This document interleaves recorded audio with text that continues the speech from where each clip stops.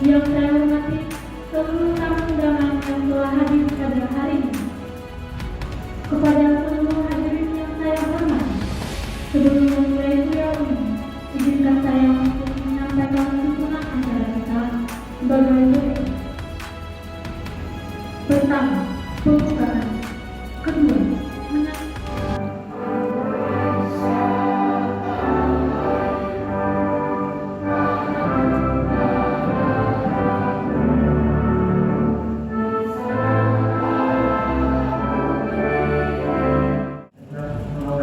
Kedua, pada hari ini, marilah kita membuka kepala berdoa kepada Tuhan Yang Maha Esa agar kegiatan ini dapat berjalan lancar. Orang umrah yang berkesempatan hadir pada hari ini, dan yang saya sayangi teman-teman pengurus himpunan mahasiswa pendidikan biologi umrah serta para tamu undangan yang saya hormati.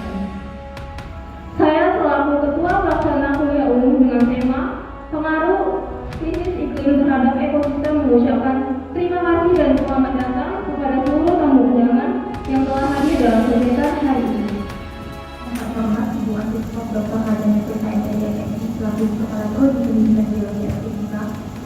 Yang terhormat Ibu Mutiara Citra Tuhan SPDM selaku pengatur pada hari ini. Yang saya hormati para perwakilan mahasiswa umrah beserta rekan-rekan mahasiswa pendidikan biologi. Tidak lupa pula yang saya banggakan teman-teman panitia pelaksana yang sudah bersedia. Alhamdulillah, syukur kehadiran Allah Subhanahu wa Ta'ala karena rahmatnya pada pagi menjelang siang ini kita semua masih diberi kesempatan untuk berkumpul di auditorium umrah ini. Di kuliah umum Prima Biologi perdana berdasarkan kuliah umum setelah COVID ya baru ini. Kemudian pula kepada narasumber kita pagi hari menjelang siang ini yaitu Ibu Mutiara Citra Tuhan, pengaruh krisis iklim terhadap ekosistem Juli 2023 dibuka. Wassalamualaikum warahmatullahi wabarakatuh. Terima kasih kepada Ibu Asisten Profesor Dr. Haji Mufrita SPDM yang telah memberikan kata sambutan sekaligus membuka acara kegiatan kuliah pada tanggal 3 Juli 2023 dengan ini acara kuliah umum resmi dibuka.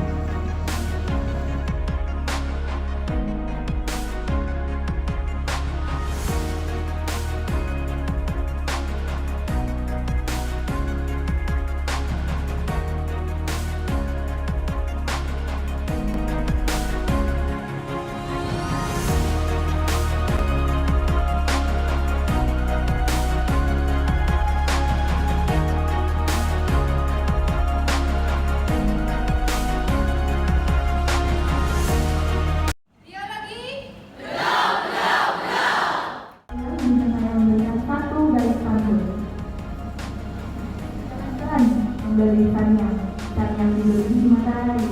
Kata orang tak kenal orang tak sayang. Perkenalan saya Keisha Berkirasari.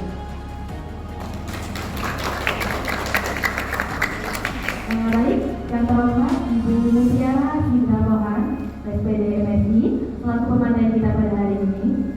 Perkenalkan saya Keisha. Di sini saya selaku moderator yang akan memimpin atau membantu diskusi kita pada hari ini. Kita di sini menggunakan sesi interaktif, jadi saya sangat mengharapkan keaktifan bagi teman-teman.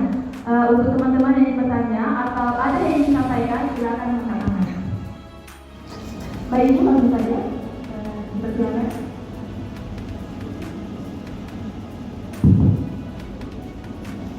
Oke, bismillahirrahmanirrahim. Assalamualaikum warahmatullahi wabarakatuh. Saya izin berdiri ya, lebih nyaman. Oke, jadi kita langsung masuk ke materinya aja, biar gak buang-buang waktu juga.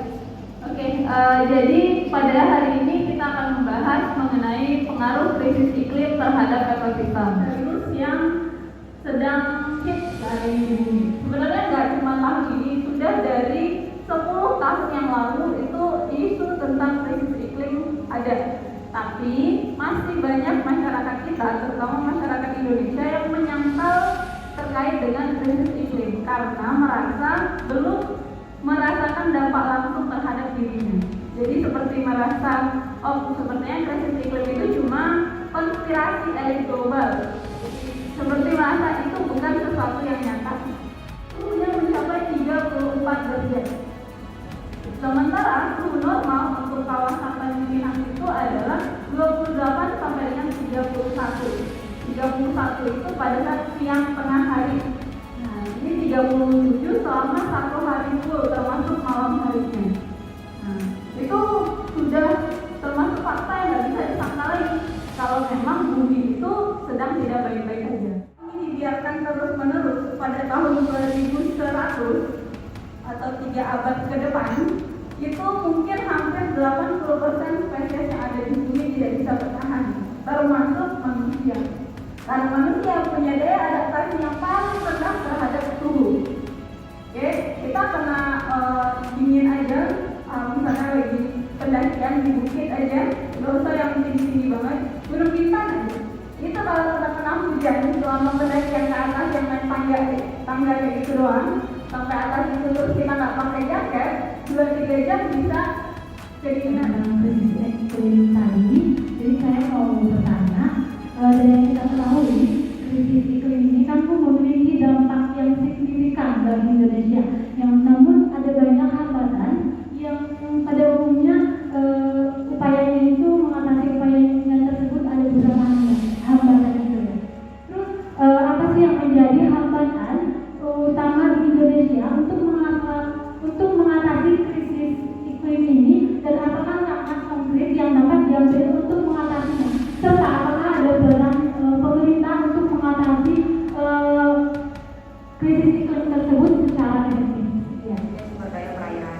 Itu saya ingin bertanya, tadi kan terdapat juga ekosistem yang dapat menyerap karbon, yaitu ekosistem makro, lamun, dan terumbu karang. Namun dari ketiga itu, apakah ada perbedaan dalam penyerapan karbon? Apakah mangrove yang lebih tinggi atau lamun yang lebih tinggi, atau justru terumbu karang yang lebih tinggi dalam penyerapan karbon? Terima kasih. Hambatan utama krisis iklim di Indonesia. Sebenarnya ini itu jawaban untuk seluruh permasalahan di negara kita. Masalah paling utama orang Indonesia itu adalah malas. Kan? Ini senyum-senyum tuh mengakui dia. Nah, jadi permasalahan krisis iklim yang pertama itu masyarakat kita tuh kurangnya kesadaran, nggak punya kemauan untuk berubah. Itu masalah pertama. Terus masalah yang kedua adalah pendanaan. Saya sampaikan dulu juga terlalu hafal semua. Jadi kalau penelitian ilmiahnya, hujan asam itu kalau secara alami itu terjadi karena adanya pencampuran gas dari gunung berapi, rawa-rawa, tanah, dan juga laut. Jadi kalau secara alami hujan asam itu akan terjadi, tetapi tidak sering. Biasanya terjadi perbedaan penyerapan karbon pada laut, terumbu karang, dan mangrove. Ada nggak perbedaan yang ketiga ini? Kalau bedanya pasti beda, karena mereka udah pasti itu spesies yang berbeda. Baru yang kedua, kalau dari tingkatannya mana yang paling banyak atau yang paling tinggi daya serapnya, sudah pasti itu mangrove. Ya, karena dari anatomi, dari struktur tubuhnya aja, mangrove itu tuh memiliki lebih banyak daun sehingga